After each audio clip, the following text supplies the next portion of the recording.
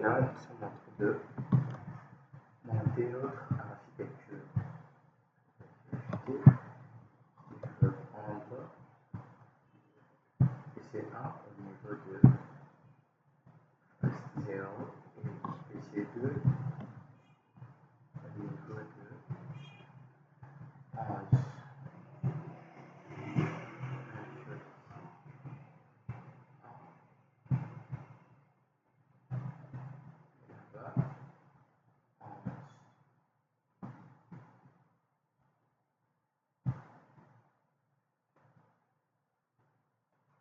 Ok, place notre atterrissage. Là, on va pour faire une interconnexion entre deux équipes. Quel est le CDA ou bien le VDCA utilisé pour faire l'interport de deux sites?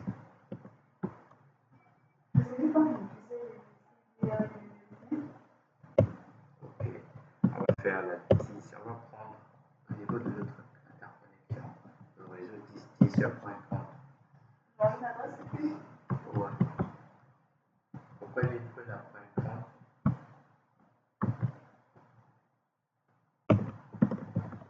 Justement parce que la point 30 ne permet que ne donne accès qu'à deux adresses privées.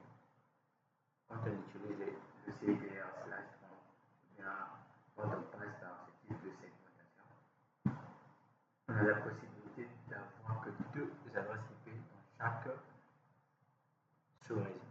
Deux adresses IP seulement. C'est bon?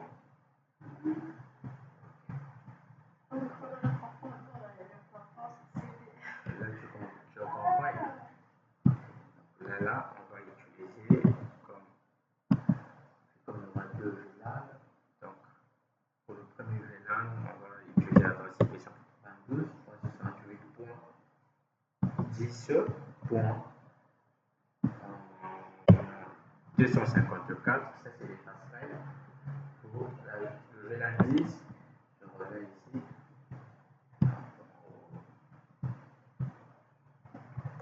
Et ça, je change de le mettre pour le VLAN 20 et 20 également. Ok, ça c'est les passerelles. Ok, ça c'est les passerelles. Et là, on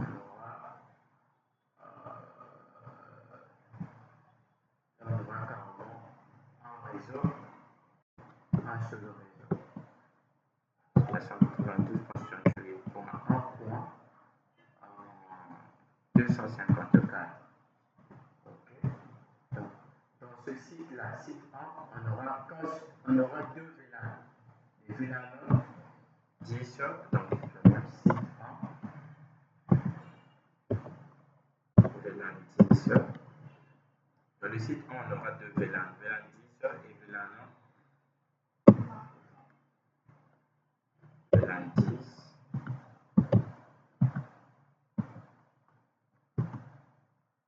Donc, pour notre 192.10.0.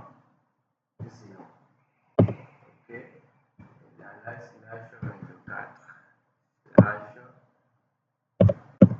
24. Ça.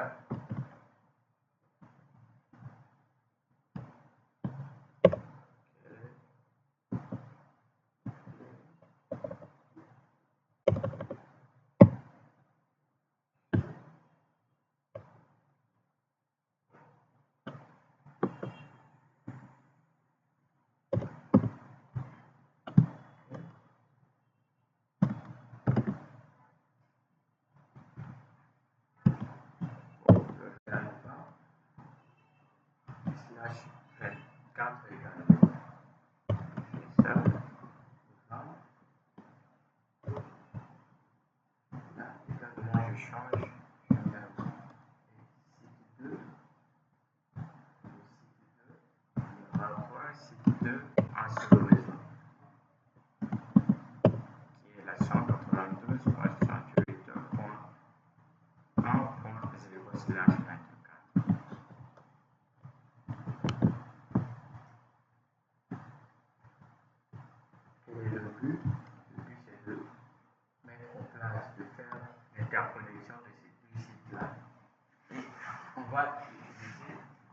va passer par un modèle statique.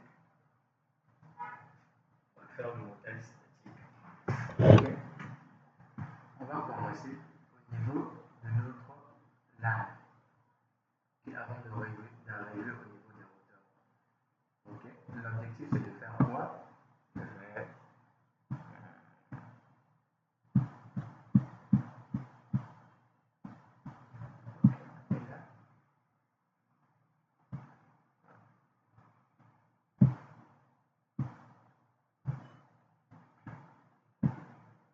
l'objectif c'est de mettre en place ce qu'on vient de faire. Là, premier point. Ok. C'est bon. Qu'est-ce qu'il faut faire? Faire la configuration de base sur nos LAN. Ok. Ou VLAN. Même LAN ou VLAN. Parce que d'un côté on a des LAN, on a un LAN, d'un côté on a des VLAN. Ok. Donc je reviens, je commence au niveau du premier réseau. Et qu'est-ce qu'on va faire? Au lieu de configurer chaque VLAN sur tous les équipements, on va faire du VTP. Ok. Je vais commencer ici au niveau du premier switch qu'on va utiliser comme étant un switcher serveur. Switcher serveur.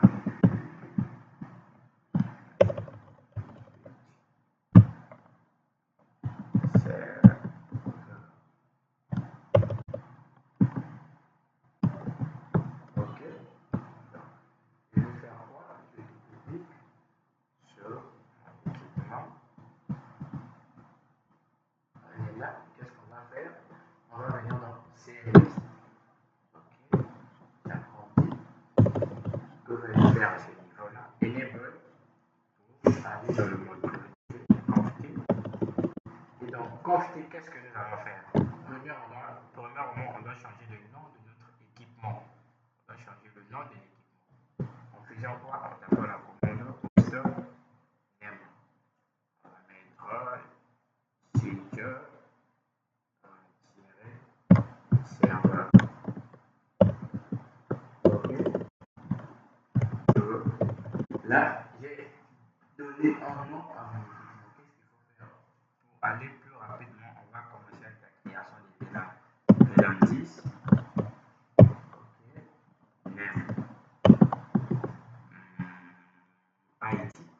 Ok. VLAN 20.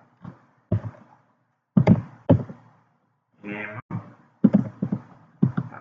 On va mettre contact.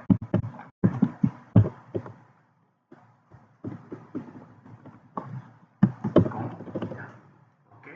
J'ai fini de créer mes VLAN. Et pour vérifier si mes VLAN ont bel et bien été créés, je dois taper ma commande. La commande qu'il faut toujours bref. Et là, on constate que les VLAN ont été créés. On a deux VLAN, IT et contact. Ok. Exit. On a fini avec la création du VLAN. Qu'est-ce qu'il faut faire? On attaque directement le VTP. On va mettre en place notre VTP. On tape la commande VTP. On change. Par défaut, le VTP utilise le mode serveur. Si je fais un do show VTP status, qu'est-ce qu'on constate? Le mode par défaut qui est activé, c'est le mode serveur. Ok, donc qu'est-ce que je vais faire? Au lieu de répéter la même commande, je vais directement créer un domaine VTP. Domaine et connecteur. Ok, point CG. C'est bon, on a créé notre domaine. Après, qu'est-ce qu'il faut faire? VTP. Password, on va sécuriser notre VTP, on va mettre Cisco. Ok. Après, qu'est-ce qu'il faut faire? VTP version, changer la version de notre VTP. VTP version 2. Ok. Une fois fini, on va voir notre table VTP en faisant la commande show, ou bien je repars dans le mode privilégié. Et dans le mode privilégié, je vais juste taper show VTP status. Ok. Et là, qu'est-ce qu'on constate? Par défaut, en équipement Cisco vient avec 5 VLAN. Tout à l'heure, là, quand j'ai tapé la commande de monitoring, on a remarqué quoi? Qu'on avait 2 VLAN, on avait 5 par défaut. Plus les 2 qu'on vient d'ajouter là, ça fait 7. Ok? Donc, là, qu'est-ce qu'il faut faire? Il faut mettre les liens, nos liens qui relient les 2 équipements-là en point. Ok? Les 2 liens-là, on doit mettre ça en point. C'est le 23, 22, 4. Ok? Donc, qu'est-ce que je vais faire? Interface. Je vais d'abord dans le mode configuration globale, config, interface F. Je prends range F0 slash 23 tiré à 24. Ok? Switch port mode trunk. Ok? Après, je ferai switch port trunk et load VLAN 10. Là, je peux tout simplement mettre load VLAN all. Parce que là, on est en train de travailler comme un all pour permettre que les VLAN puissent transiter au niveau de nos équipements. Ok. J'ai fini avec le premier switch. Qu'est-ce qu'il faut encore faire? Le lien qui relie mon switch au routeur, je dois le mettre en point. Ok? Quel est le lien? C'est le giga. Je rappelle comment giga 01. Je vais prendre giga 0 slash 1. Ok? Switch port mode trunk. Ok?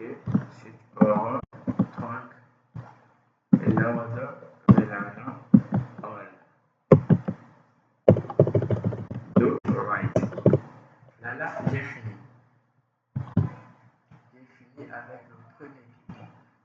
Je veux maintenant descendre au niveau des switches du bas, les 2 switches du bas. Je vais sur le premier. Je vais faire quoi? Voilà. On est là. Je vais dans CLI. Enable. Quantité. Premièrement, je vais changer le nom de mon équipement. Originellement, switch client. Switch client. Switch 1. Là, je veux le switch 1. Après, qu'est-ce qu'il faut faire? Je dois mettre en place le VTP client. VTP mode. Mode client. Client. VTP. Password. Cisco, je vais mettre le même mot de passe que j'ai configuré au niveau du serveur.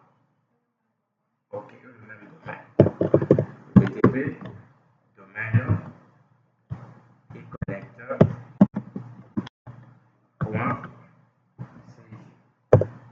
Ok, VTP en version tout.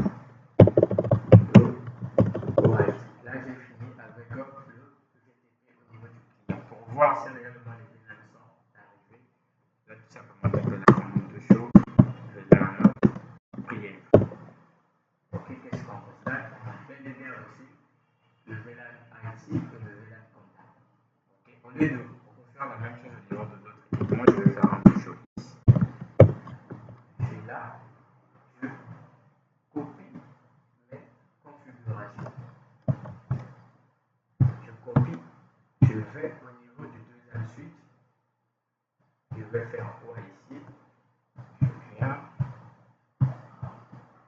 là. Je vais faire quoi au niveau de mon deuxième équipement? Je vais dans CLI. Je vais faire en premier enable quantité. Je vais changer le nom. Ok. Je vais mettre switcher.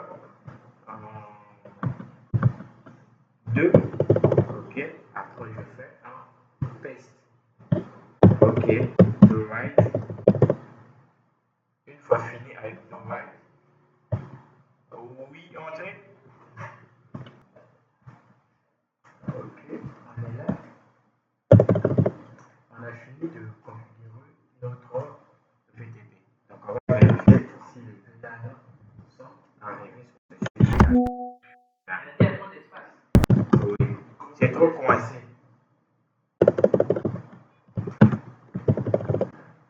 Deux jours, on constate bien qu'on a reçu. Donc pourquoi j'ai pas mis le trunk sur ces deux suites? Il n'est pas configuré le trunk. Quel est le rôle des porteurs? Ouais, pour transporter plusieurs VLAN sur un même port au câble. Ok? Maintenant là, j'ai juste configuré le trunk au niveau du serveur, mais sur ces deux-là, je n'ai pas configuré. Pourquoi? Mais quand même, quand j'ai fait les VTP, j'ai reçu les VLAN. Pourquoi? Pourquoi c'est passé sans pourtant être configuré au niveau des deux suites du BAL? En gros, c'est juste parce que par défaut, lorsqu'on crée un VLAN sur un suite et que ces suites-là, plutôt un trunk sur un suite et que ce suite-là est relié sur d'autres suites par défaut, ces suites-là prennent les configurations au niveau du premier qui a reçu la configuration trunk. Tu as compris? J'ai configuré le trunk au niveau de ce suite-là. Mais ce suite-là est relié sur deux suites. C'est bon? Maintenant, moi, j'ai configuré ça sur quelle interface 23 et 24. Mais c'est ce même câble-là qui relie ce switch-là aux deux autres. Donc, par défaut, quand j'ai activé ça ici, le premier switch a envoyé les configurations au niveau des deux autres-là. Donc, du coup, j'étais plus obligé de configurer la même chose sur ces suites. C'est bon? On peut vérifier notre trunk. Faisons quoi? Je rappelle. Je vérifie. Do show interface trunk. Qu'est-ce que tu constates? Mon trunk marche. Et ça fait passer le 1, le 10 et le 20. C'est bon? Donc c'est la même chose sur l'autre suite.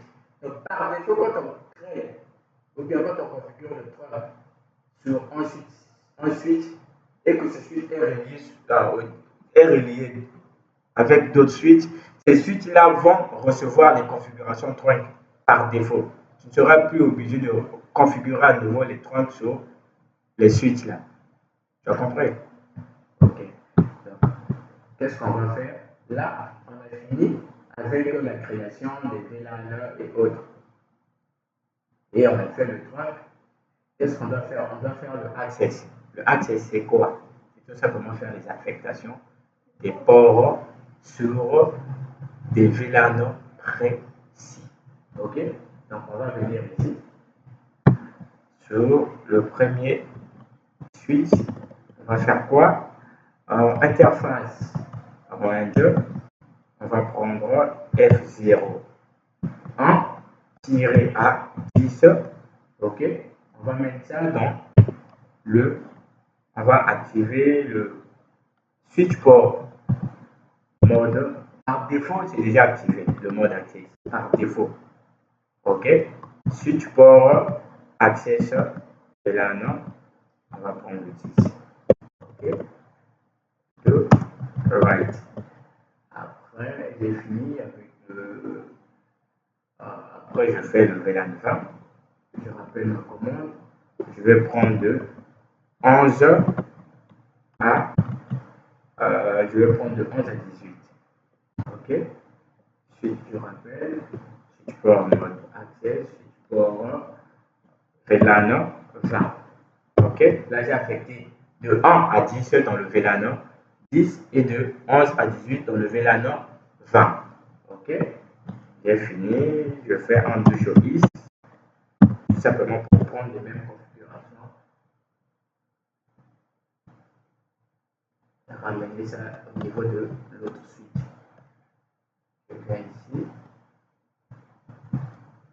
ça. Paste. Ok. Si je fais un tour sur VLAN, brief, qu'est-ce qu'on va constater? On constate quoi? On constate que dans le 10, on a maintenant le port 11 jusqu'à 10 et dans le 20, on a le 11 jusqu'à 18. Ok? Donc là, on a fini avec les affectations des ports. Ok? Donc on va profiter également de faire le DLCP. Le DLCP, vous avez déjà fait ça? Oh, mais on va configurer ça au niveau d'un routeur. Avec le serveur. Donc on va faire le DLCP au niveau du routeur. Donc qu'est-ce que je veux faire ici? On a dit quoi? On va faire le routage inter-VLAN. Vous avez déjà fait le routage inter-VLAN? Quel type de routage inter-VLAN vous avez fait chez vous à l'école?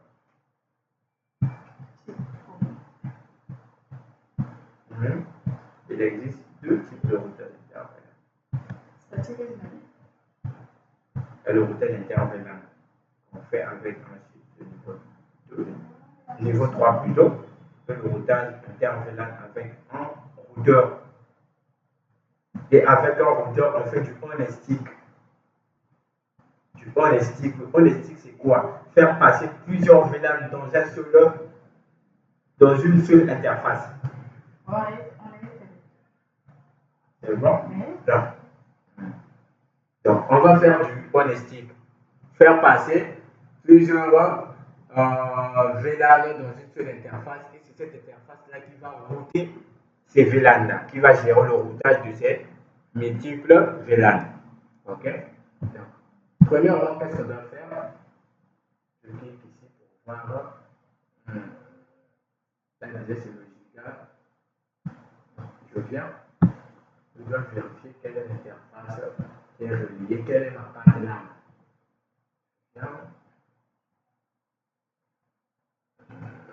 Chaud. Normalement, c'est activé.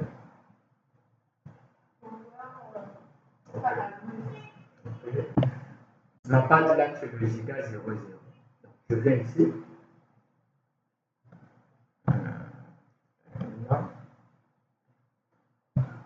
Je viens dans CLI.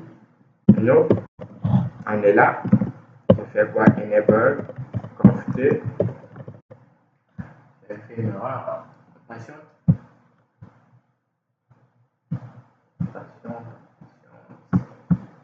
Il faut écrire ça. Ok, on est là. Qu'est-ce qu'on doit faire? On était où déjà? On est là. Ok. J'agrandis. Enable, conft. On change le nom de notre équipement. On change le nom de notre équipement. Personnellement. On va mettre routeur site 1. Routeur site 1. Routeur 1. Ok. Qu'est-ce qu'il faut faire au niveau de ce routeur-là? On doit faire appel à l'interface, à notre interface LAN, qui est le giga 00. Autrement appelé path LAN. Ok. Donc je vais faire appel à l'interface giga 00. Que vais-je faire au niveau de cette interface? Je vais l'activer. Ok. En faisant quoi? No shut tab. Là, mon interface est actuellement en œuvre. Ok. Après, qu'est-ce qu'il faut faire? Déjà, dans notre LAN, il y a quoi? Qu'est-ce qui existe dans notre LAN? On a la naissance des VLAN dans notre LAN. Donc, du coup, on doit faire en sorte que ces deux VLAN-là puissent passer sur ce même lien et que le routeur puisse gérer leur routage. Et pour ce faire, on doit faire quoi? On doit faire quelle configuration? C'est là où on parle maintenant du on-stick. Ok. Le on-stick, c'est là où on fait l'encapsulation. On doit créer des interfaces virtuelles ou bien des sous-interfaces dans une interface physique. C'est là où on va mettre des encapsulations. Très bien. Ok. Donc, que vais-je faire? Je reviens dans mon routeur. J'agrandis. Je vais faire un exit. Ok. je rappelle, que vais-je faire ici? Point 10, tout simplement pour créer une sous-interface qui sera taguée pour le VLAN 10. OK? OK.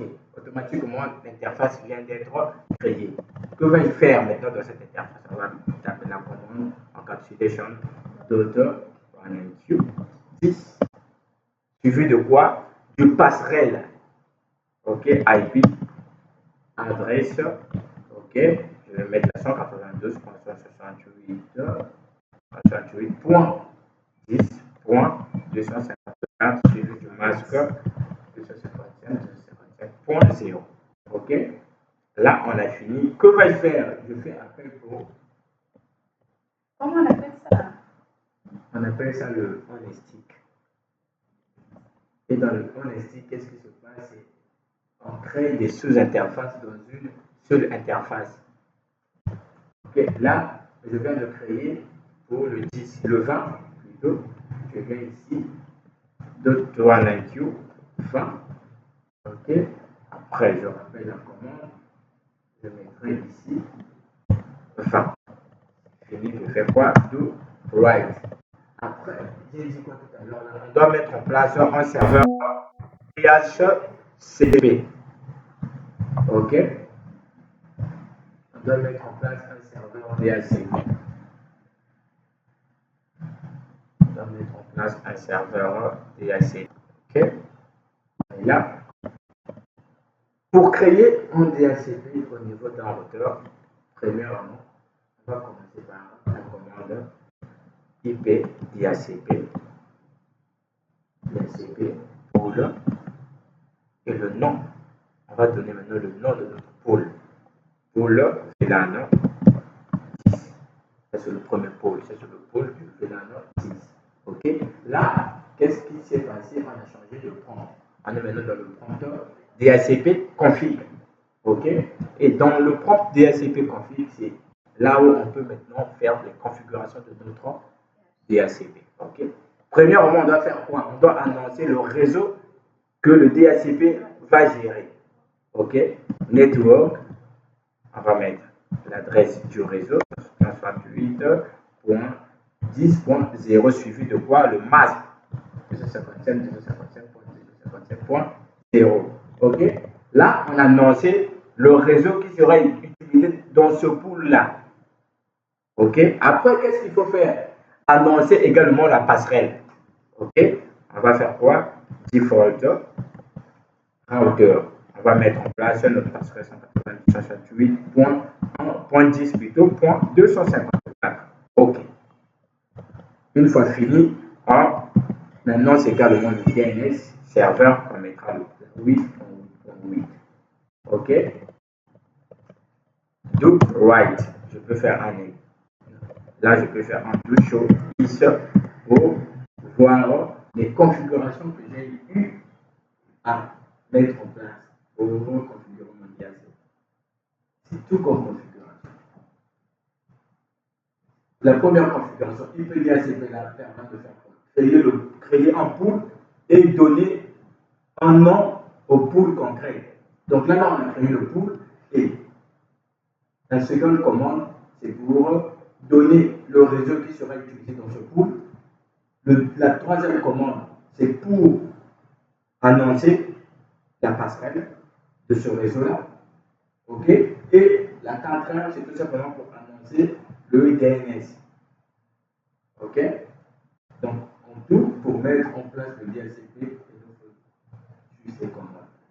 OK? Je vais faire quoi? Je vais faire une copie plutôt. Alors, je viens, je fais ça. Je viens sur mon bloc-notes. Je vais faire quoi? Je fais comme ça, je vais changer. Là, je vais mettre fin. Là également 20. Là également 20. OK, après je fais quoi? CTRL X. Parce que j'ai pas besoin de ça. Je mets ici. CTRL T. Je fais un paste. OK. Et quand je vais faire un do show VLAN, plutôt un do show run on va voir les pools qu'on a eu à créer. On a le pool du VLAN 10 et le pool VLAN 20. Ok? Là, on a fini avec la création du DHCP au niveau de notre routeur. Donc, les finaux seront gérés par le routeur. Ce qui concerne l'adressage IP, c'est le routeur qui va gérer ça aux équipements finaux. Je vais faire, je fais un CTRL-C. Je vais revenir au niveau de mes équipements pour voir si ils arrivent à recevoir les adresses IP. On vient, c'est tout petit, je reviens ici. On vient dans Desktop, on va venir dans IP, je ramène ça en DHCP. Qu'est-ce qu'on constate? Le 10 a reçu une adresse IP. Mais qu'est-ce qui a géré l'adressage de cet équipement-là? C'est le routeur. C'est au niveau du routeur qu'on a configuré notre serveur DHCP. Ok, qu'est-ce qu'on constate? On a l'adresse, on a le masque et on a la passerelle et le DNS. Je sors, je ferai la même chose. Ici, on doit recevoir quel DHCP? Du VLAN 20. Parce que l'autre équipement là se trouve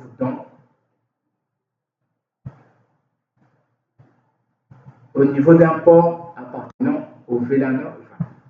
Et là, on a reçu quoi? Le DHCP du VLAN 20. Ok? On fait la même chose ici.